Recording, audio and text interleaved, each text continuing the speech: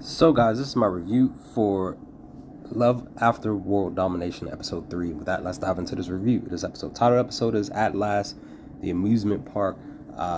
Clear cut per the image here. They are indeed at an amusement park out on a date, but it's a setup date for them to try to get together, but it's more so where they brought their teams together, or should I say, they were expecting to bring Desumi's team and just him. He wasn't expecting his team to be there with him, and they end up following him because Fudō is out here trying to look up some information. He has a book. He looks up some how to use a smartphone for dummies book, trying to learn how to use one. He had got himself one. And, like I talked about in my review episode 2, that he basically he's just one of those guys who doesn't get out much. He just goes to work, goes to the gym, and that's pretty much it, and goes home. But now that he's making the decision to actually interact with other people, and it's funny because he interacts with his teammates, but I feel like he's an introvert, so it's just like he will interact with them because he has to. I understand that because that's how I am. I'm an introvert myself, so I interact with people because I have to, not because I want to. So whatever it is that I do outside of interacting with the specific people that I need to at that time, I go into seclusion and I enjoy my solitude. So for Fudō here, definitely feel like he is an introvert where he goes to work, goes to the gym, goes home, and that's pretty much it. But again, like I said, he's going on a date with Desumi here for the second time. He ends up he ends up going to her lair, to the Secret Society Gekko's lair to meet her. They end up her people end up knowing that he intrudes in their space, and they put the warning out. And Desumi, once he goes into her room, she's of course they meet up in the hallway because he came through. I think if I remember, he came through the vents, right?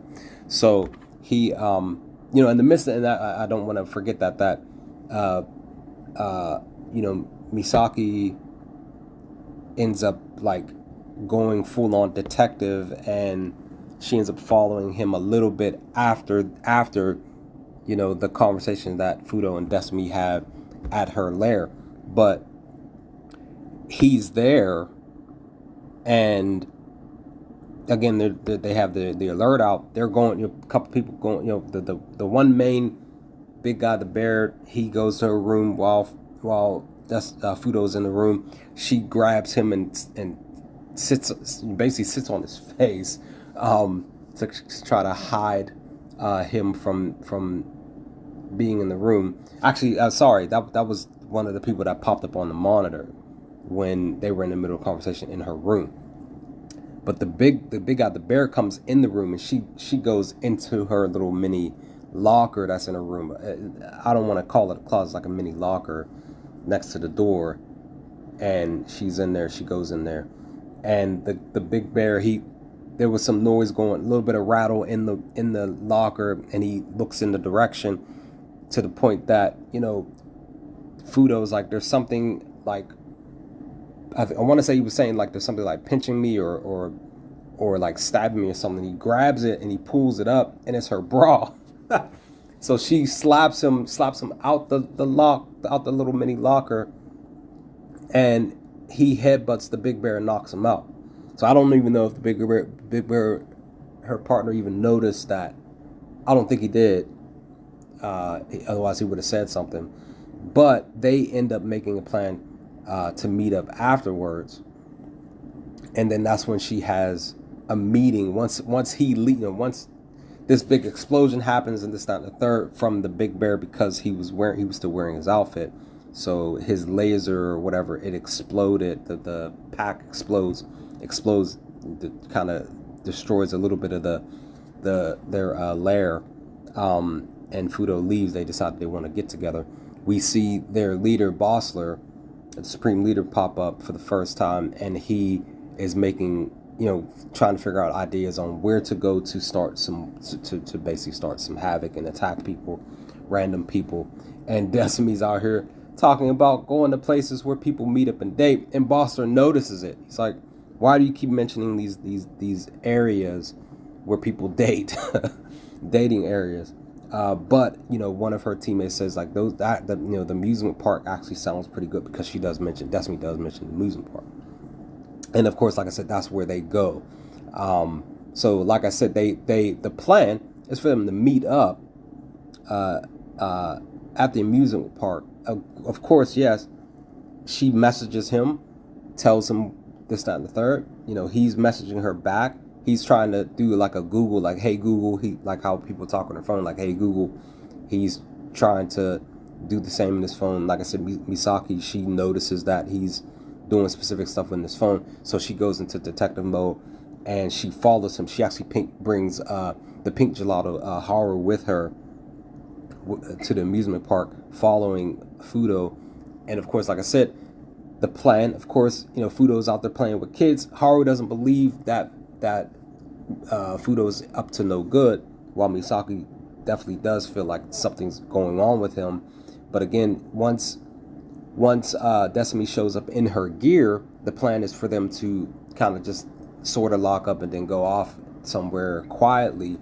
That's when his teammates, both Misaki and Haru, step in to try to help him. Misaki also notices that Haru seems to possibly have an affection towards Fudō. I believe that that's the truth that we see here during the conversation. She's like saying stuff to her like, why are you acting this certain way and speaking a certain tone, basically. That's what she's saying. And Haru was trying to like play it off. I feel like Haru likes Fudō. But eventually it's still a good distraction. But again, they both, Desumi and Fudō, weren't expecting them to show up, and they literally had a plan to make it to where they could get together. But I feel like this worked out with Misaki and Haru stepping in to help, and them fighting some of the enemies. It helped them get away. And of course, they get away, they ride some rides, and we found out that Fudō gets motion sickness. I get motion sickness myself when riding specific rides at amusement parks and even on buses and stuff, depending on how I sit on the bus. So it just sucks. So I definitely can connect with Fudō that way. But the one thing that I definitely want to say, though, is that during this conversation on this ride here, they have such an intimate conversation with each other. Now, they did indeed try to kiss in episode 2, but of course that didn't happen. Misaki popped in before the end, and the interview popped in. I was thinking that was going to be the case here, but that didn't happen. They were just having just an intimate conversation. It was a great scene here, great conversation. They really are enjoying their time together, as you can see in the image here. And they really are having such a connection. But again, like I talked about in my episode 2 review, that I'm just patiently waiting for somebody on either side that they're, whether it's the Desumi's side or Fudō's side, somebody to notice. It definitely seems like Misaki's going to be the one to figure it out, but maybe Haru might figure it out. But I feel like somebody's going to figure out that they are affectionate towards each other, that they are dating. Somebody's gonna find it. It's gonna probably be between Misaki and Haru. Definitely want to say Haru for sure. But this episode was fun. It was funny. It was hilarious. I enjoyed it. Like I said, guys, I'm enjoying this anime a lot. Definitely gonna probably push this out with my episode 2 review, because I watched that a few days ago. Did a review a few days ago. I'm just looking forward to episode 4 to come this weekend. If I believe it's this weekend, it might be this week to come. We'll see what happens. But, with that, let me know your thoughts, guys. What did y'all think of episode 3 of Love After World Domination? If you sat down to watch it, let's talk about some things in the comment section. Let's discuss, let's converse if you feel up to it. But I will hopefully talk to y'all next time with more Love After World Domination videos. Peace, guys.